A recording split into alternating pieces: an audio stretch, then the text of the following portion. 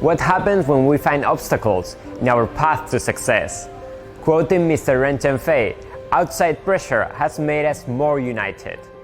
But let's listen from Huawei employees how they have transformed this outside pressure into a success driver.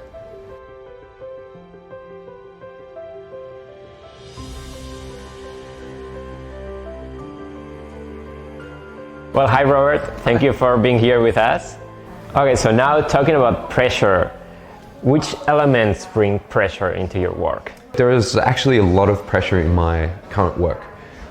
We have a multitude of different scenarios or situations globally that we need to prioritize. And one of the most important aspects of my work is to prioritize the consumer experience in retail stores. Imagine 10,000 brand representatives in different countries globally speaking different languages and trying to communicate with them all of those answers and solutions so that they can prioritize the consumer experience as much as possible and to provide the right information to consumers. So I think that's probably the biggest pressure point.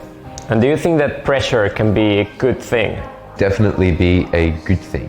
I think it encourages people to achieve something that they may not have realized could have been possible. Once you achieve some form of success, there is also a risk that people become complacent. So it's really, really important that you continue to maintain a level of pressure that supports growth, that supports transformation, that supports continued focus on results.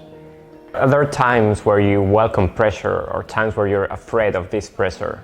I think most people are very, especially in Huawei, there's a culture of embracing pressure and driving towards results quickly at high speed. In Huawei, if you're able to achieve a real business result, there's a huge amount of recognition and reward at the end of that result once it's achieved. So there's a very strong culture that encourages and embraces pressure.